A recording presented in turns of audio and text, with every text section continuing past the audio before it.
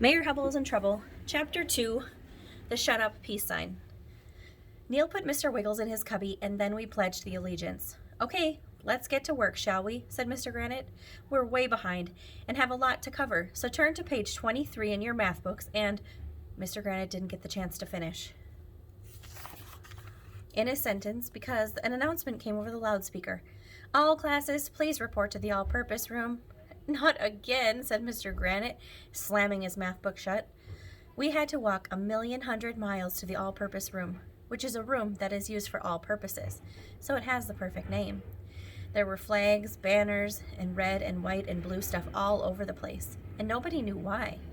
I had to sit next to Andrea. Ugh, disgusting. Everybody was talking, so our principal, Mr. Klutz, made a peace sign with his fingers. That means shut up. Everybody stopped talking. Election day is coming up, said Mr. Klutz, who has no hair at all.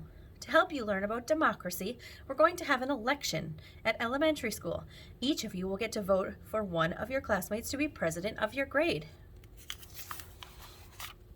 Doesn't that sound like fun? Yes, said all the girls. No, shouted all the boys. Then Mr. Klutz told us about democracy. In a democracy, he said, all people have an equal say, blah, blah, blah, blah.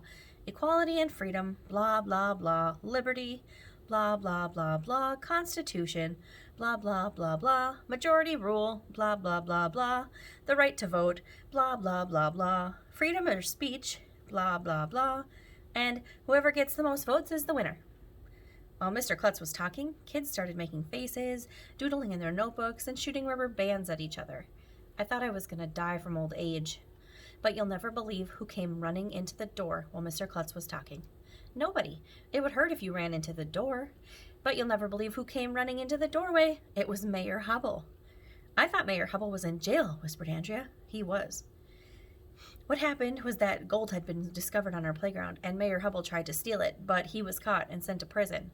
We were all surprised to see him. He came bounding up onto the stage, followed by 3 bodyguards. They were big guys, with their necks that were almost as thick as their heads. Mayor Hubble, said Mr. Klutz, to what do we owe the pleasure of your company? I thought you were in jail. I got time off for good behavior, Mayor Hubble said, so I'm running for mayor again. I hope all the parents of your students will vote for me.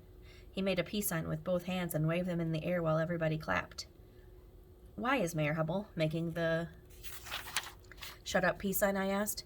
That's not the shut up peace sign, Arlo, Andrea said, rolling her eyes. She calls me by my real name because she knows I don't like it.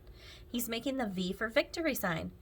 It looked just like the peace sign, shut up, if you ask me, but they should have 3 different signs for peace, victory, and shut up.